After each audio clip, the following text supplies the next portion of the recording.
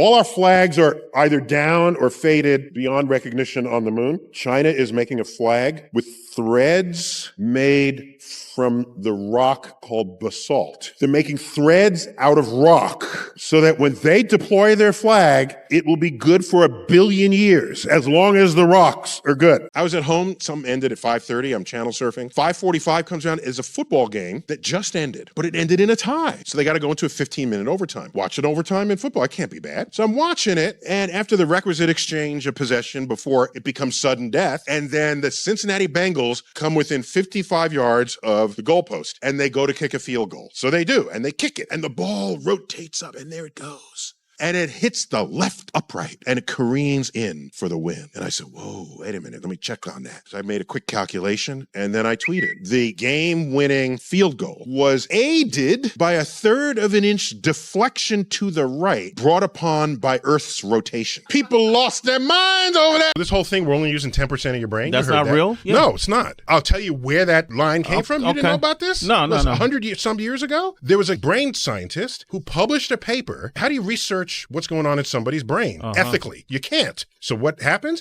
People get brain injuries. They test them to see, do they lose their language, their facial recognition, their memory, their short-term memory? And when he was done, he said, the brain is so complex, we only know what 10% of it is used for.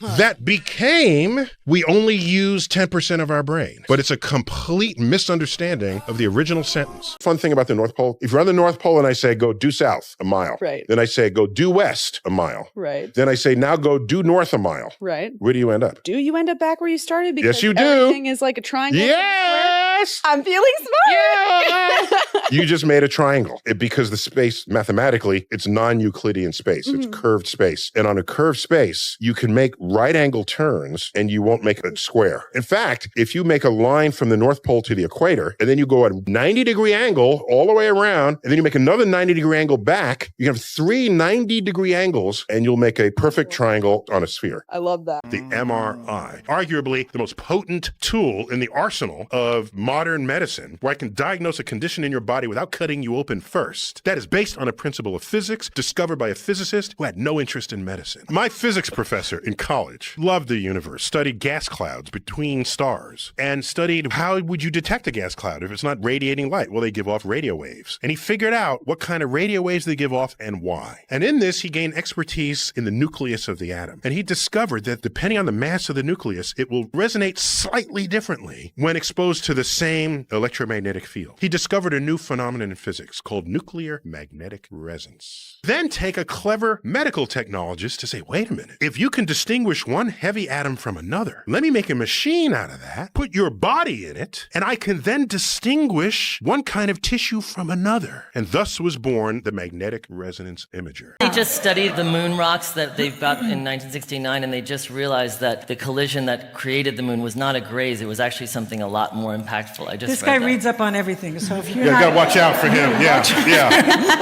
we gotta watch out. So the question is, how deep did it actually graze? And it could not have gone too deep, because if you get too deep in Earth, on Earth, when Earth was molten in its early days, the heavy stuff fell to the middle, the lighter stuff floated to the top. So nearly all of Earth's iron and platinum and iridium and gold is in our core. And if you sideswiped enough to reach the core, you would scatter the heavy elements into what would become the moon, and the moon would have an appreciable amount of heavy elements, and it doesn't. For something that size, it should have a whole iron core, and it's got nothing. So now watch what happens. William Herschel discovers planet Uranus by accident. This is after Newton's laws of gravity are published. So now we're tracking the orbit of Uranus. This is not following Newton's law. It's got some deviation. So maybe we found the distance limit over which Newton's laws would apply. That'd be interesting. But other people said that Newton was so bad, it must work, even there. So instead of suggesting that his law was failing, clever people said maybe his law applies. But there's yet another planet out there that we've yet to discover whose gravity is tugging on it, and we did not include that in our calculation. So let's do the math. And those calculations were done, and they were published. And an observatory in Germany got hold of those calculations. And they looked in the exact spot of the sky that the calculation said Neptune was waiting to be discovered right there. It was a triumph of Newton's laws. For weeks now, this is what it says on the ISS feed. It says, previously recorded. What do they not want us to know, Neil Tyson? What are you scientists hiding? It's aliens. I am not authorized to divulge. Yes. No, it is true that if it were aliens, the first thing they'd take out is your ability to monitor the Earth. Aha. I say to you, aha, Neil Tyson. No, I'm not saying it is aliens. I'm saying if aliens wanted to, like, first poke into our situation, they would make us blind and not have us see what we're up to. No, I'm not saying the aliens are doing it. I'm saying that NASA is shutting it down so we can't see the alien. Oh. We're being protected from this knowledge by our own government. Oh. You know, the snake-like UFOs over the western states, cluster of lights off of the coast of North Carolina. You think the government is competent enough to pull that off? It's the first spacecraft I've seen, major spacecraft being built. So I saw the Clipper. And the thing is, the scale of that thing, it's the largest spacecraft, isn't it, that's ever been sent? It may be, but there's another important fact. Solar panels have gotten more efficient. In the day, back if you were going to explore beyond the asteroid belt, you couldn't use solar panels because the intensity of the sun wasn't high enough. This one has a very deployable, large solar panel that'll help it along without having to rely entirely on the nuclear decay. Plutonium. Let me tell you my one issue. I only have one. The only one thing that scientifically just rubs you the wrong way. Rubs me the wrong way. You've got the scene where you are describing to Neo where he is. You describe to him that the machines are using humans as batteries. As a power source. Here's a problem. In the laws of thermodynamics, if you have a certain amount of energy here and you turn it into another kind of energy, for example, there's chemical energy in gasoline. You put that in your car, it turns it into kinetic energy to move your car. It turns out, anytime you convert energy from one form to another, you don't get 100% of it. You don't get 100%. No, you get at best 90%. Your car get 30% of the energy of the gas to have you move forward. Got it. You know where the rest goes? Into heat. That's why the engine gets hot. That's what happens when you convert from one form of energy to another form. You don't get 100% of your energy. I was asked about the movie Guardians of the Galaxy, and they asked me, well, the ships that are going through space, they make noise, and does that upset you? Because in space, where there is no air, no one can hear you scream, nor will you hear engines or anything. And so they said, does that upset you? And I said, I bought into the idea that this movie has a talking raccoon that shoots artillery from heavy weaponry off its shoulder. If I can accept that, I'm good with whatever else they deliver in the film. So I have the capacity to accept movie magic. Here's the no cloning theorem. The no cloning theorem is just one of many different pieces of quantum computing. If you have a quantum bit of information, you can't just make as many copies of it as you'd like. You can't make copies. We can digitize a photograph, taking little pixels, and then make each pixel exactly the same as another pixel on a hard drive or a USB stick or something, and then you get an exact copy of the previous picture. Absolutely. Right. No cloning theorem says that for quantum information, you can't do that. Why wouldn't you be able to do that with a qubit as opposed to bits and bytes, which we're able to do it with? As soon as you read a qubit, it is destroyed. That makes sense because it existed in a superposition to begin with. Yes. Right. Go Chuck. So the moment that you actually realize the superposition, all other positions are made null and void at that particular instance. That's a great way to describe it. Damn. Give that man a degree. One time I had dinner with him. I asked him a question. He's typing out replies with his eyes on his device. And I said, how come Isaac Newton didn't figure out how to stabilize the solar system and he needed Laplace to figure out perturbation theory to show that every time a planet goes around, it's not tugged out of its orbit by Jupiter? Because Newton was upset about it. He didn't know. He didn't have an answer. In fact, he credited God for coming in and fixing things every now and then. So I posed that question to him. And then 15 minutes later, out comes the answer. It's, you can't think of everything. I know. That's great. That was a dewdrop of wisdom. And then he went on to say, Einstein didn't think of black holes. You can't think of everything. That's right. People got Nobel Prizes off of black holes that he didn't predict off of his own theory. Things to do before the sun actually rises. Look for that shadow in space. It starts out higher and then it gets lower and lower. The thing, it's brightest right over the horizon, right? Okay. Of course. If you turn around and face the opposite direction, you will see a darkened gray area behind you. You know what that is? Night running from the sun. That's exactly right. That is Earth's shadow through our atmosphere. Oh, that's super cool. That is on its way down while the sun is on its way up. That's very cool. We had the formulas to tell us what the universe would look like depending on if it was saddle-shaped, spherical, or flat. It turns out the universe is flat. So no, you don't come back to where you are. You don't come back. Oh, by the way, and if it weren't flat and if it was positively curved, then the coming back happens because the universe would recollapse on itself and everything's back in the same place at the same time. So that's how you end up back where you are. That future space-time trajectory that brings you back. Time would be in a loop in the case with the universe recollapsing. Right. All right. But how about just we are here? If we're in a spherical universe, you walk straight, eventually you come right back to where you started. And that's no different from walking on Earth. Right. When people say, where's the edge of the universe in that scenario, I'd say it has no edge. It's got to have an edge. It has no edge. Okay, where's the edge of Earth's surface? It has no edge. Okay. Right. Because it has, well, you can think of the edge as going up. That's a different story. As Carl Sagan said, Earth's surface is the shoreline of the cosmic ocean, the three-dimensional shoreline. Here you go. Wait for the tsunami. If you're born in 40% gravity and you spend your whole life in that gravity, Right. and you come back to Earth, will the body say, oh, thanks, I'm back to my own 1G force? Or will it say, this is not good? This is terrible. With that change over time through adaptation. So we come back to Earth after being in 0G, and your body always seeks an equilibrium. Life does not adapt. Uh-oh. No life form ever adapted Okay. to anything. Adaptation implies that you're in one environment and then you go to another one and then you're physiologically adapt to it. That so does not happen. What happens is, in the genetic variation of any generation, some people have certain properties that others don't. You go into a new environment and everyone who does not have the properties to survive dies. They are summarily removed from the gene pool. And the one person who had that property in advance survives. So therefore, they did not adapt. They were fit to survive. We used to think or hope that if you went into a black hole, it's a portal to another place, perhaps another dimension,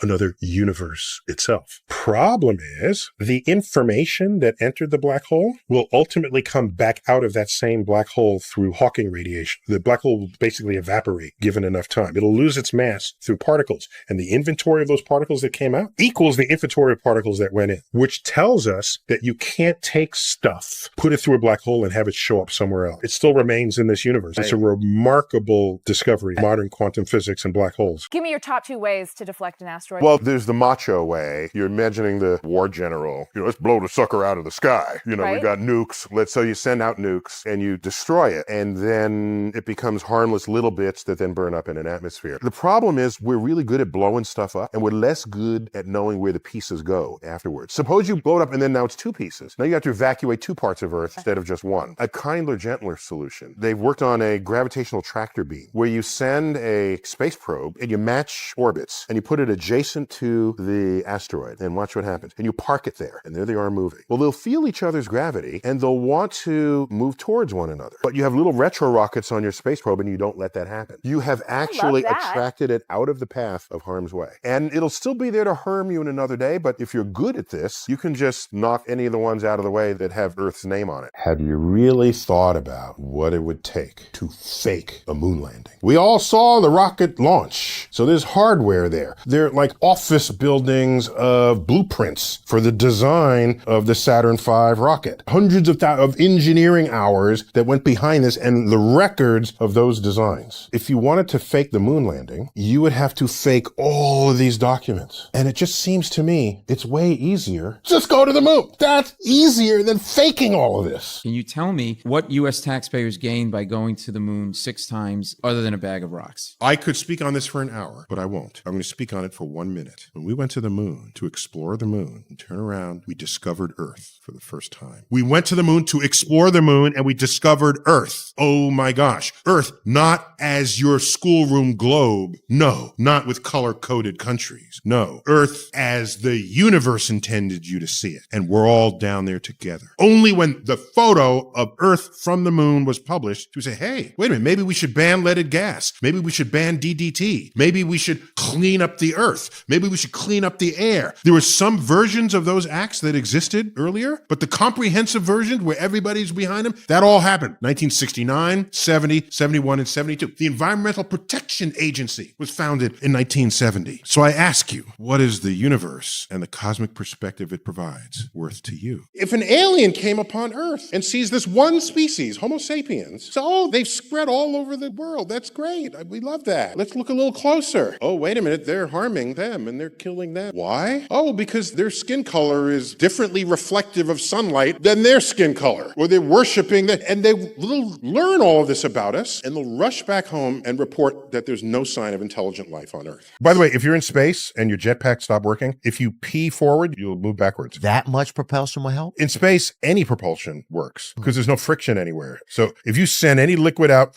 you could fart the other direction and you'll propel backward. Dang. So don't pee and fart at the same time. That's you like lose. a gangbang. No, you lose your net momentum. You just stay there. Like, so oh, choose, damn. are you going to fart or you're going to pee? Okay. And we're good. We launched a spacecraft 7 years ago from Earth, a moving platform, towards the asteroid Bennu, a moving target. We arrive there. It does a touch and go. Grabbing material on that touch. It packs it into a capsule. That space probe continues, intersects Earth, deploys the capsule such that on the rotating Earth, it lands within a zone in the Utah desert. And that spacecraft continues on to another asteroid. It's called science.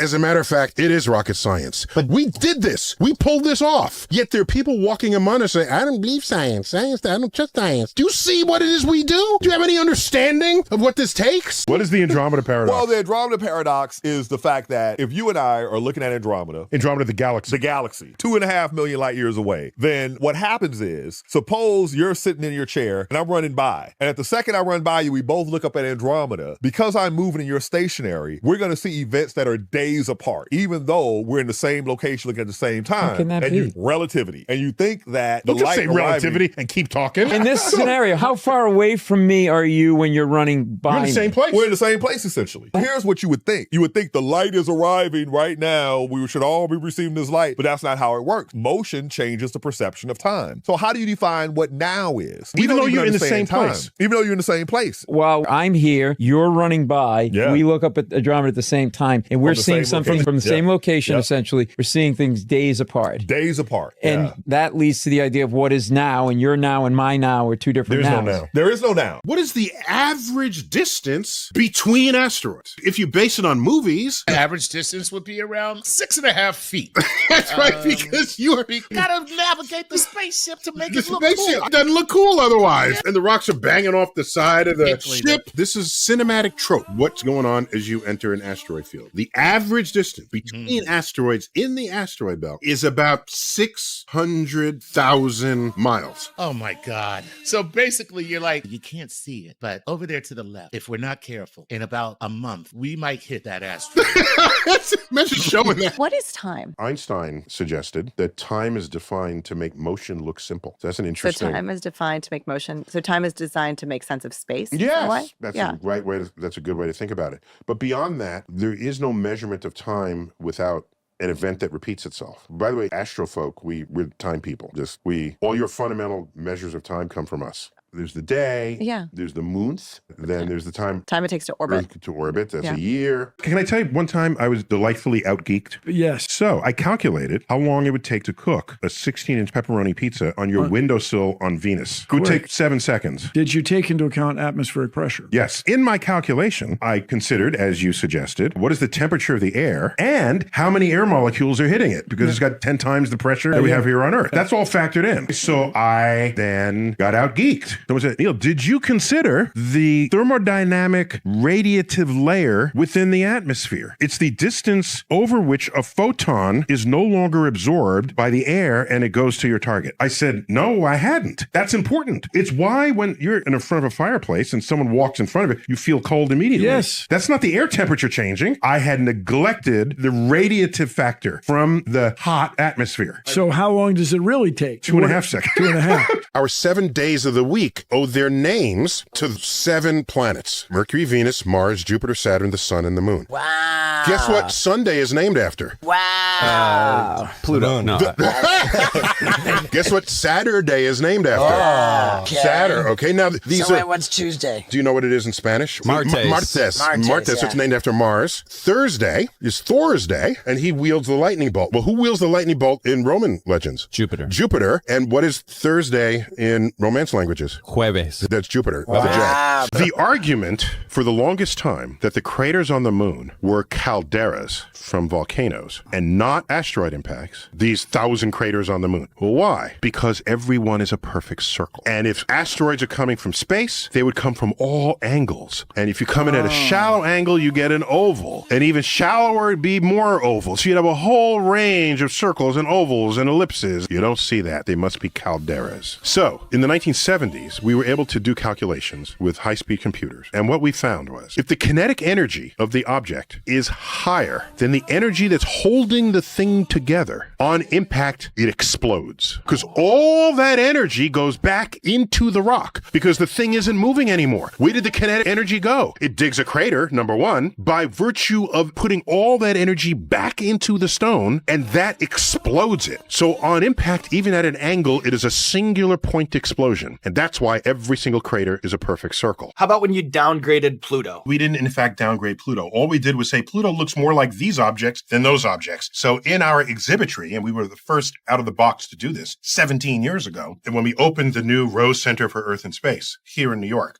we took Pluto away, grouped it with other icy bodies that had been discovered in the outer solar system. Pluto and they look more alike than either one of them looks like any of the other planets. The New York Times caught wind of this. Page one story, Pluto not a planet? Only in New York. That's when the hate mail started coming from third graders. You're not, why did you take away my favorite planet? They, who were in third grade in the year 2000, have now graduated college, I think. Did I do the math right? Yeah. They're adults now, and they're still pissed off. We have not left low Earth orbit in 50 years. Well, how come we could do this 50 years ago? They just delayed Artemis again till 2025. How come we used to be able to send rockets up there and we can't anymore? What is happening? We think of ourselves as pioneers in space, but that's not really how it went down. Russia launched the first satellite. Russia launched the first mammal in space. Russia launched the first human in space. Russia invented the rocket equation more than 100 years ago. Russia did all this, and we said, how can we do something? So we said, let's go to the moon. And so we went to the moon before them, and we said, we win. And then we got to the moon, and we learned Russia no longer has the moon on its sights. And so 3 years after we first landed on the moon, we stopped going to the moon. Decades go by. Is anyone else going to the moon? Is there a geopolitical threat? No. The flame was no longer under our buttocks.